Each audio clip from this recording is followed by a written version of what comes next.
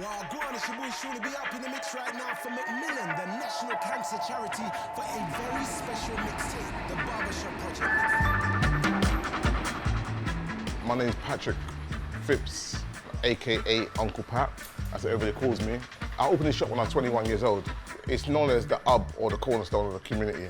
I've been there for 31 years. Yeah, I'm gonna entertain you whilst at the same time educate and make you aware of prostate cancer. The culture of barbershop, that's a deep question. It's the ideal place to talk about anything. I remember I was diagnosed in 2018. I was 49 at the time, and they told me I had an enlarged prostate. Getting rid of it. That was my biggest stress, as opposed to, oh my God, I've got cancer. It was more where we go from here.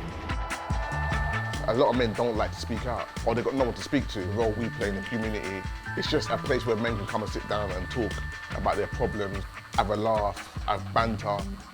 I had this lump in my neck. I went to this biopsy appointment, they took a little sample, and the doctor sits me down and says, I'm afraid to tell you that you have leukemia. I found that funny, innit? Because I was like, what is that? I didn't even know what that was, I swear. Like, I didn't know what it was. So I asked him to repeat himself. And he says, oh, you've got cancer. And there's like, oh.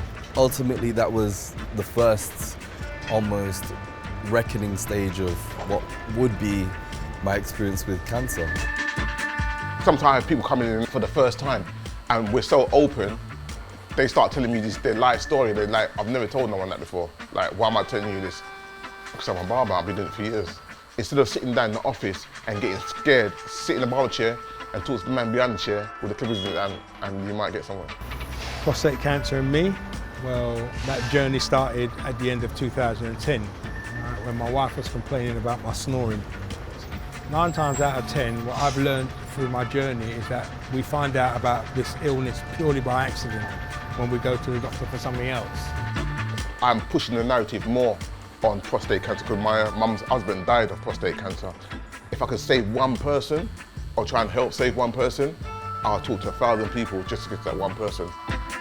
I just love the way that men come together and interact and share what they're going through. And it doesn't matter who you are, what your experience is, everybody's got something to add to that pot of knowledge, and that's how people gain from those experiences. So I guess, in a sense, peer support is second to none. It exists in almost every barbershop.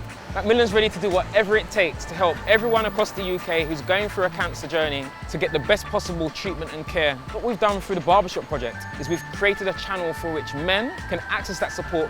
I'm always there with Macmillan because it's such a beneficial support for people with cancer.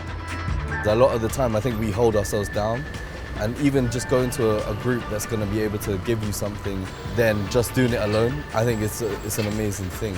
The talking becomes so important, you know, and for me now, I'm not going to shut up now because I feel that God has kept me alive to get this message out.